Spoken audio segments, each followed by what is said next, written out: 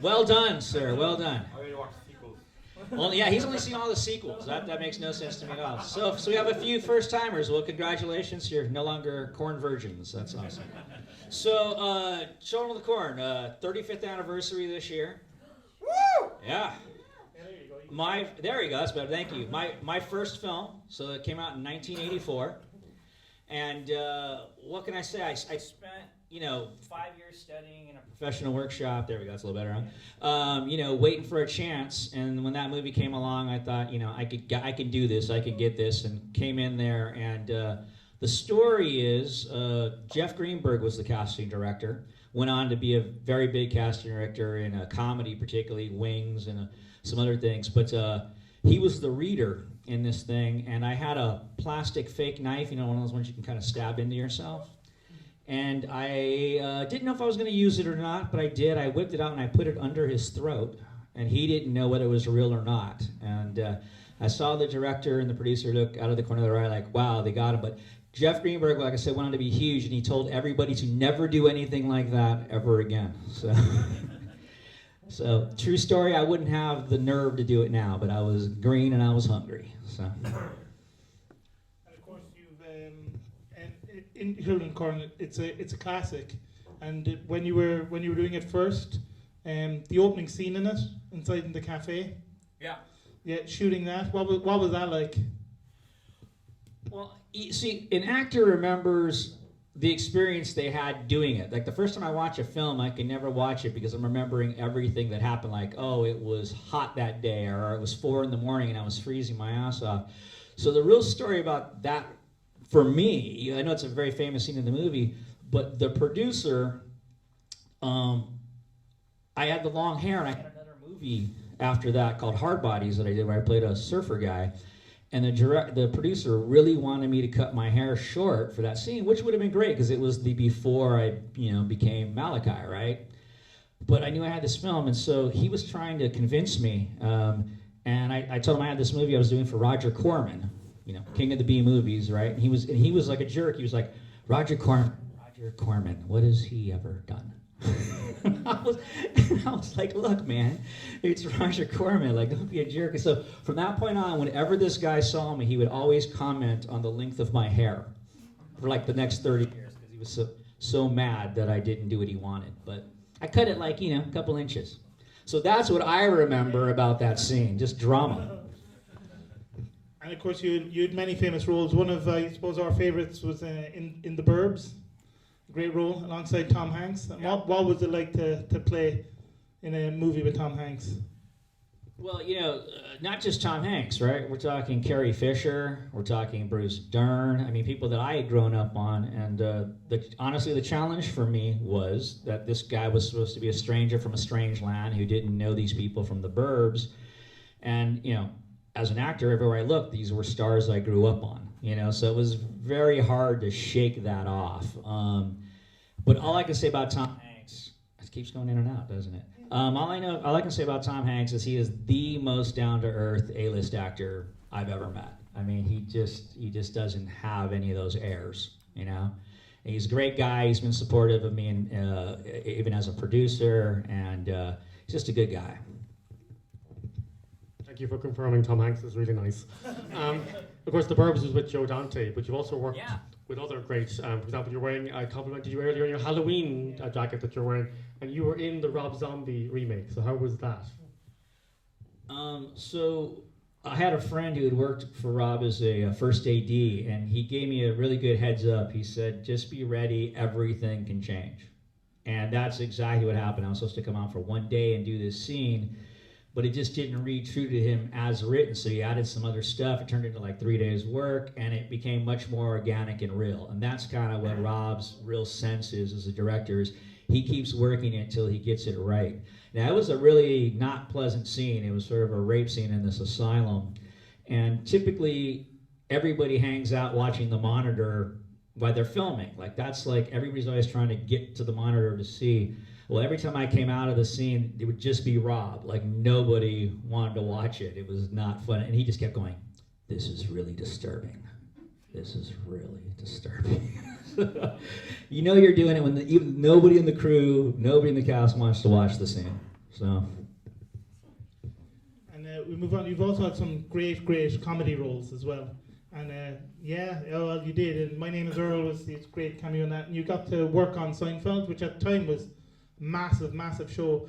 And like we were saying last night, the episode you were in is voted one of the top 10 all-time episodes. Correct. What was the experience like on doing a show like Seinfeld? Yeah, do people know Seinfeld out here? Do you know the smelly car episode? Yeah, that's the one. It was a really good experience. I had been to 3 camera shoots, comedy shoots, where they have 3 video cameras. They move around and you go to location to location, and they have the typical, their apartments. So you see that every episode, that kind of thing, with the live audience. But they did it on a whole nother level. It was all film instead of video. They had a live band, which I've not been the one that's ever had that. And they always have a warm-up guy to keep the crowd going and laughing in between setups. Well, Jerry Seinfeld did that himself. So that really took it to a whole nother level too, that he was out there mingling with the crowd, just kept everybody abuzz. So it was just top-notch kind of thing. And just a little story about Jerry. He's a big Porsche collector, and I have Porsche Speedsters, the 1965, 60s versions. I love those. I wish I had one.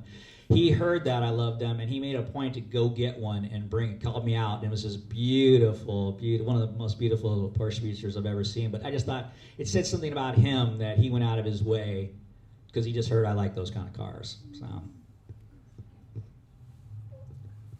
Does anyone in the audience here have a couple of questions about anything?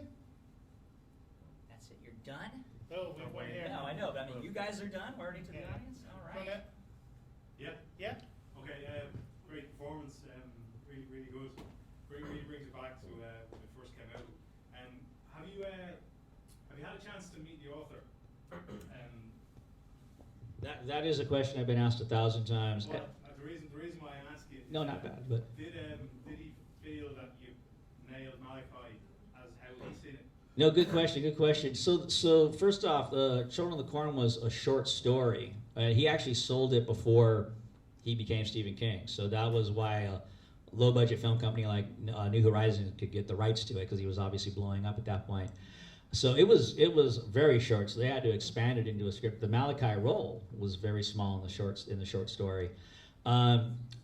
What I heard was he said that he thought the movie was okay, but he thought myself and John Franklin playing the kids was really good. So he actually made a point to single us out, which was nice. But no, we never got to meet him because he didn't. Like I said, he didn't even own the rights when it got made. And secondly, when you first seen it, can you tell me how it affected you with the layering, with the score, and with the Owen type songs and stuff? Well, the music's great, right? I mean, the music's really solid. The art direction in that movie is really solid. There's a lot of elements that came together to make that movie work. I saw it on Hollywood. There was no premiere. I saw it on Hollywood Boulevard, at a theater with a bunch of my friends and my parents. And again, it's still overwhelming for me to watch a film. Like I said, I have to watch a film 3 times to even have an opinion. So you can imagine my first film, watching it on Hollywood Boulevard, seeing my face for the first time 16 feet tall. It was just crazy. I was just a nervous wreck, to be honest. My mother, of course, was just like disturbed. She going to a horror film. I thought the funniest thing was after we had a party at my house, and my father was, he was like contemplative, and he was like, "I had no idea you were that angry." And at the time, I thought he meant I was a good actor, but I really realized what he really meant.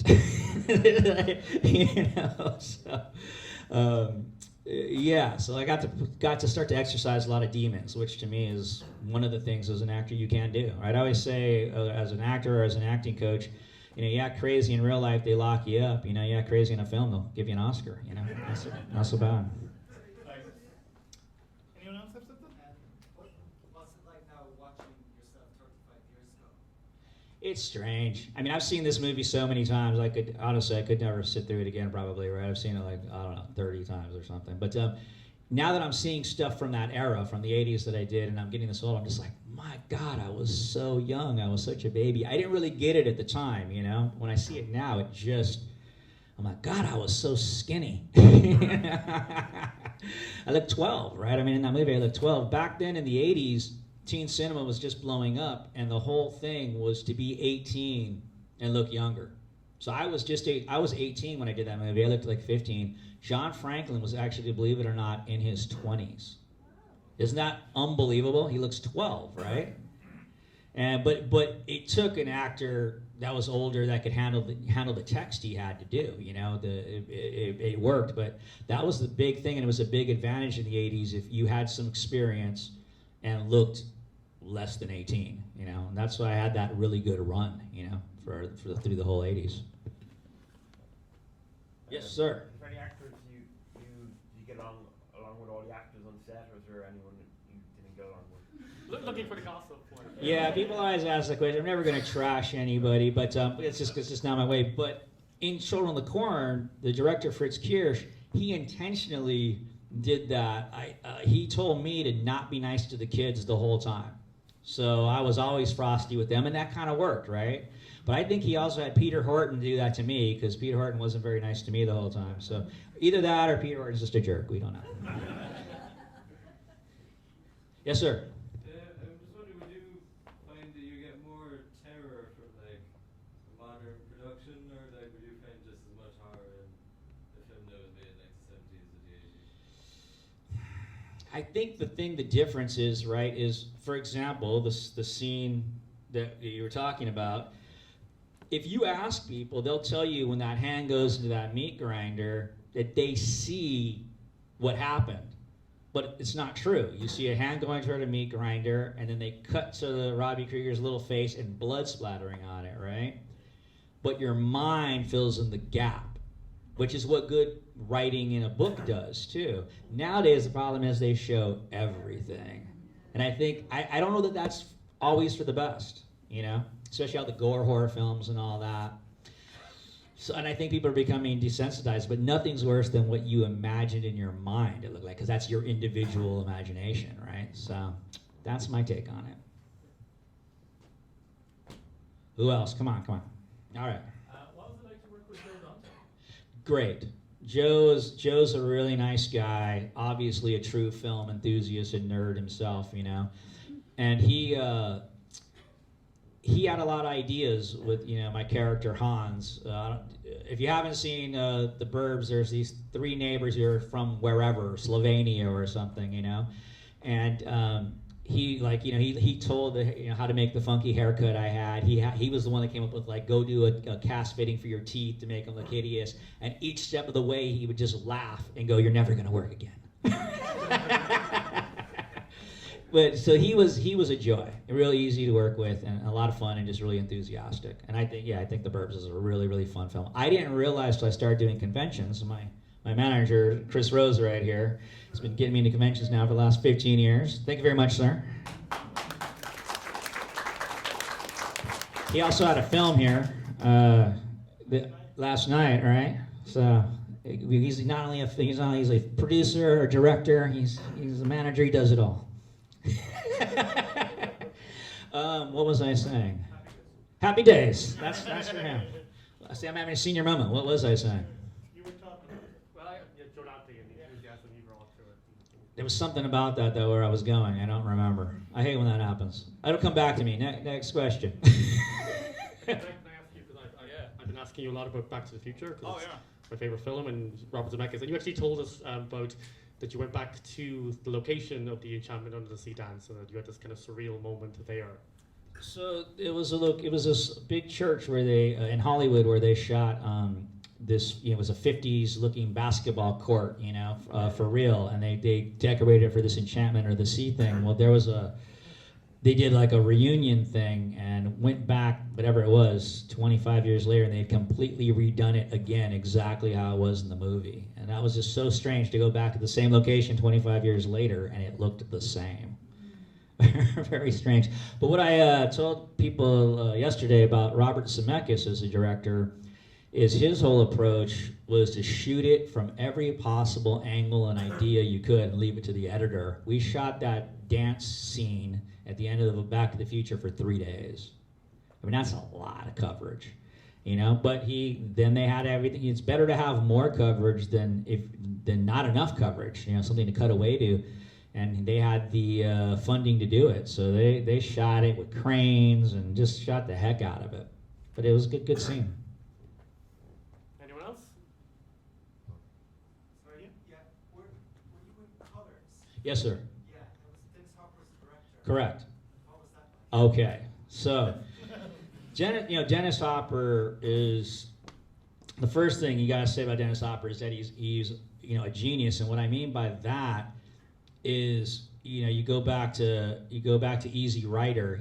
He basically kind of invented independent cinema and told a subject about the hippie era and all that nobody had tapped into. Now you have to come up with the idea, you have to get the funding to make the idea, you have to make the idea and then get it out. That's at least a year if you're lucky, and be ahead of the curve. So I say that because Colors was the same thing. He was living down in Venice, California, where there's a certain part of it that's real tough called Ghost Town. It's not there anymore, but it was, and that's why he knew about the Bloods and the Crips in Los Angeles.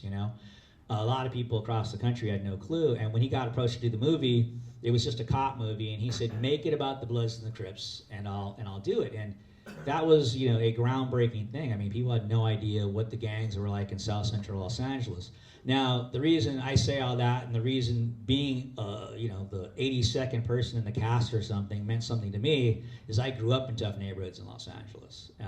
The Chicano gangs. I got buddies who were dead or in jail and all that stuff. And I knew there was white guys in the gangs, but most people didn't. And I was doing Can't Buy Me Love with Gerardo Mejia, the guy, Rico Suave, and the guy who played Bird in it, the guy who gets killed at the end. And he had gotten the script first. And my acting mentor, a guy named Virgil Fry, was actually friends with Dennis and had helped him make Easy Rider. And he was the one who got me in the door, and I got the job. So it was important for me because I was the subject I related to, and it was not a role that I thought I'll ever get to do again. I mean, a white gangbanger, right? Just not going to happen. But I knew that stuff really well. I mean, there were actually redheaded guys I grew up with who were in gangs, right?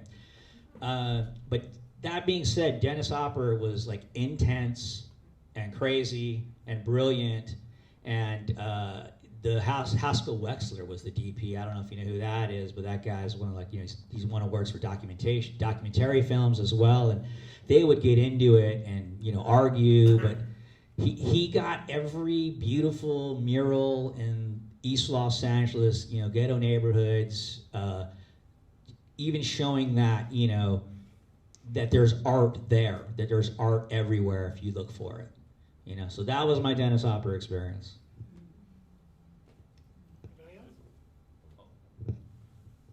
You're also a musician, and you've been on stage with legendary band Fish, the jam band, famous for their Halloween marathon shows. Yes, which I've never got to see, but.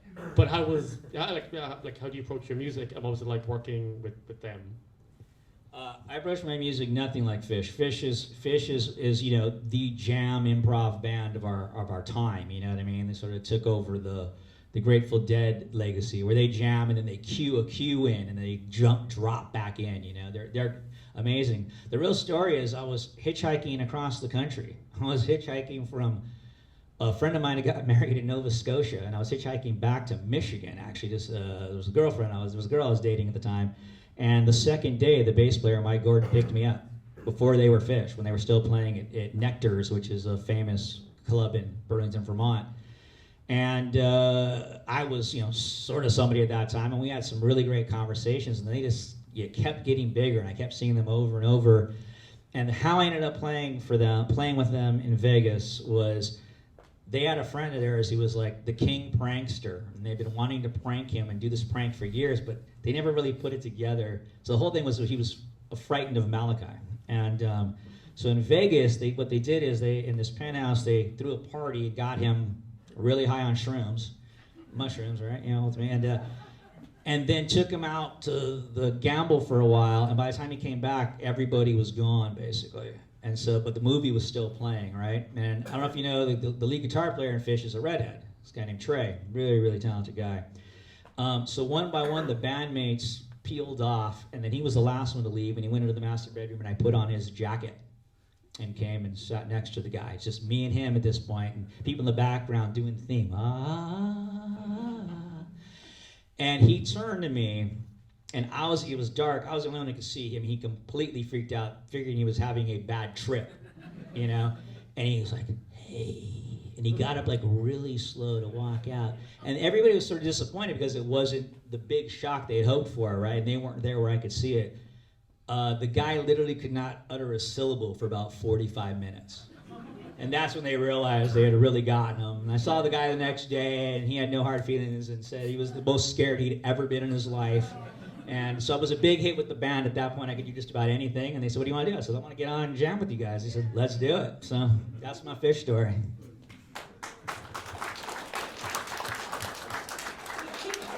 Anyone have any other questions? It's a pretty good note to go on. Yeah.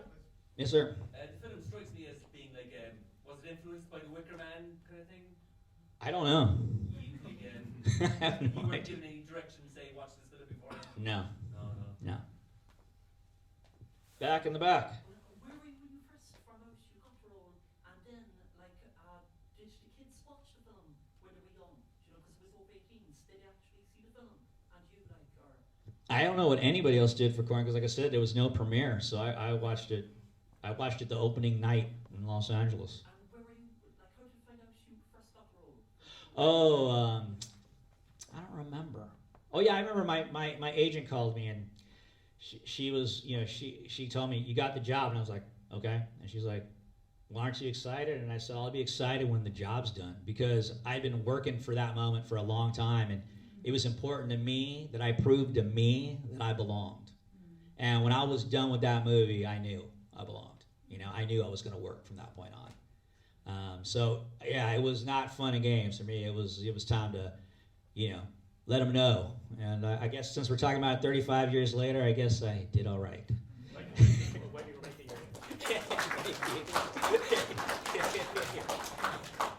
Actually, when you were making it, did you have any inkling that it was going to hit the way it did and endure as much as it has?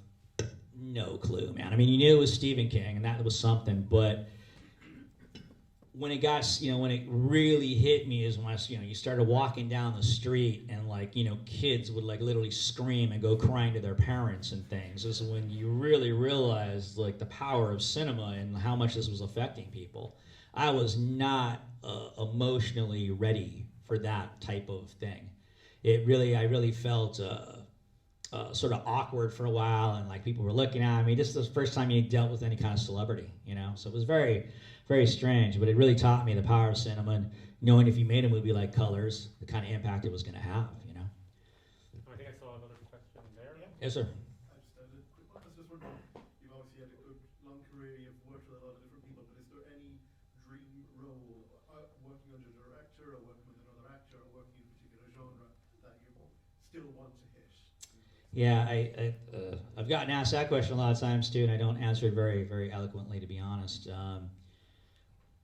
What I'm looking for right now is a type of role that I think would be powerful for me, is where I get to play an advocate, you know, for forgotten people, marginalized people, something like that. I think that is where my sweet spot's going to be, where I can really.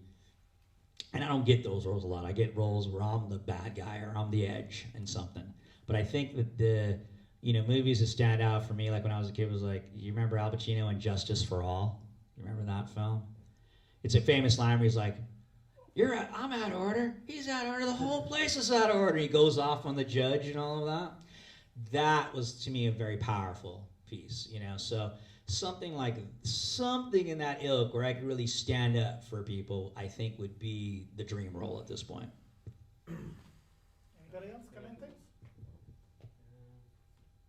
I wonder actually, like, does being a musician influence your opinion of, say, soundtracks of films you worked with? Have you had any, like, contrasting ideas to always compose for different films?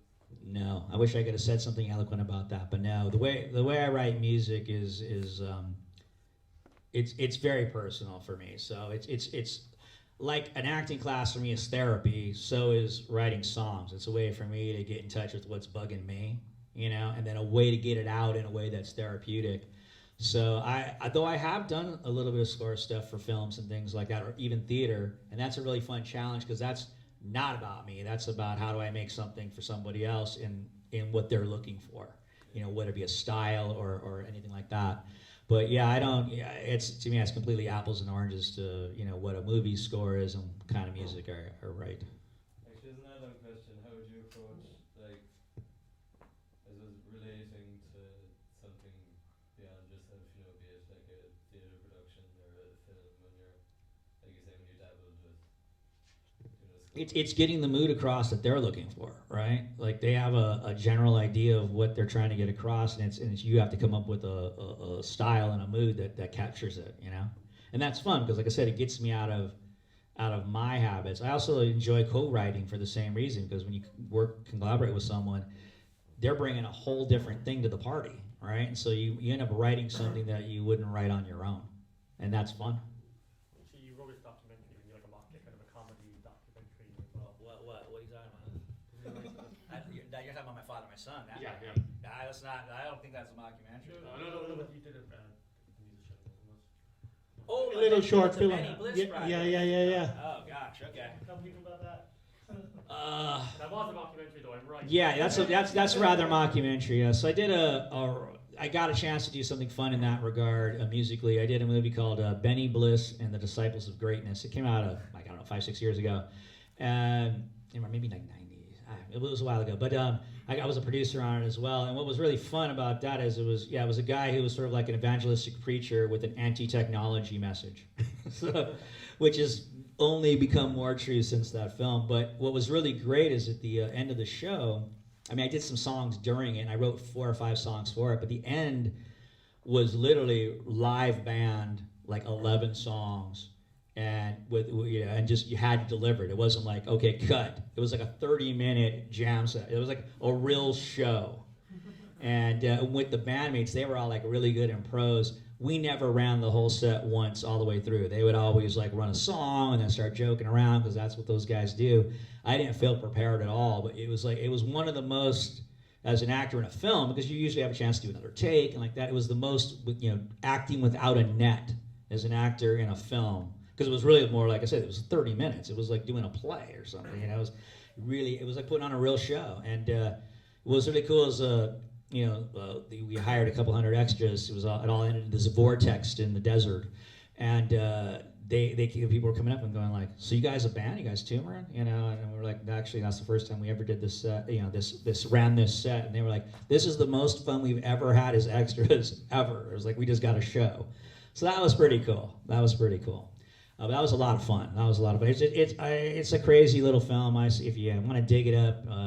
I suggest having a drink or a smoke, and because it's that kind of stoner film. So that's a nice note. All right, let's go have a drink. And thank you all for coming out. And good questions.